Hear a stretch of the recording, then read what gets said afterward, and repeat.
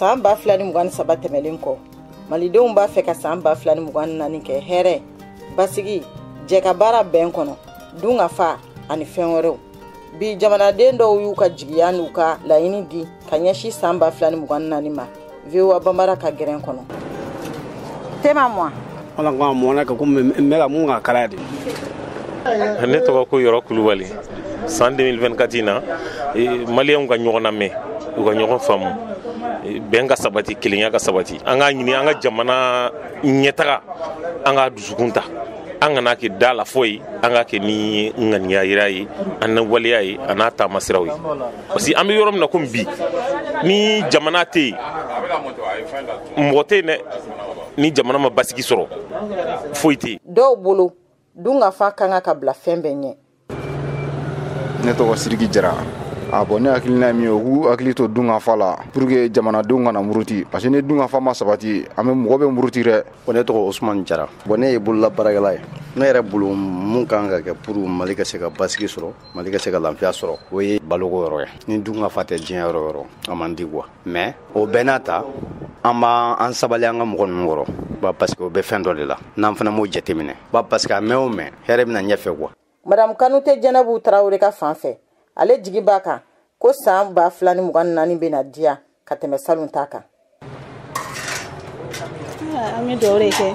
2024 ala ka kɛ hɛrɛ ni ala ka sini kɛnɛya d'an ma ka haminako nɔgɔya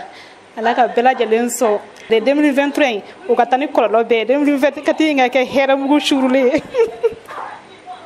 Bon comme 2024 daminɛna sisan ni an bɛ mun fɔ dɔrɔn hali bi malikura ko an bɛ dugawu de kɛ hali bi ala ka jamana ɲɛmajɔ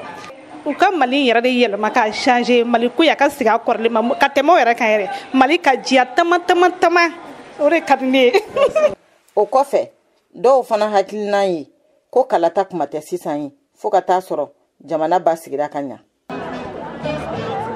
Ne tɔgɔ Abdul Karim Kone ne ye commerçant de me Bamako la ne hakilina na élection ko kuma tɛ fɔlɔ parce que n'i y'a mɛn élection yɛrɛ bɛ kɛ fɔlɔ ka sɔrɔ basigi kɛra quoi an ka to jamana ka basigi ka ɲa fɔlɔ an ka sɔrɔ ka élection kɛ an ye sɛgɛn min kɛ ni san damadama kɔnɔ n'an ko k'an bɛ taa élection na sisan bɛɛ bɛ dabiri ne hakilina na parce que fɛn caman bɛ olu ma se ka ɲɛna politicien tile la bon minnu nana sisan n'o ye surasiw ye olu ye fɛn caman yira an na an ka to ninnu kɔ fɔlɔ u ka Mali bila niveau dɔ la ni jamana basigira an bɛ élection kɛ. Ne tɔgɔ Tamba Keita ne ye gritier de kɔfɛ bon an hakilina ye min ye Mali ka se ka sabati an ka bɛn kelen ma an ka baara kɛ kɛrɛnkɛrɛnnena mɔgɔ min b'an kunna sisan u y'an bɔ ko caman na donc an ka deli de jama ka to ninnu kɔfɛ u ka baara kɛ bon an bɛ min fɔ olu fana ɲɛna danaya min taara ka da u kan u fana ka sabati o danaya kan ka continuer ni baara ye sinon surtout an mɔgɔ min bɛ kɔfɛ façon ni kanu b'an na ka taa se degré ma ala de b'a dɔn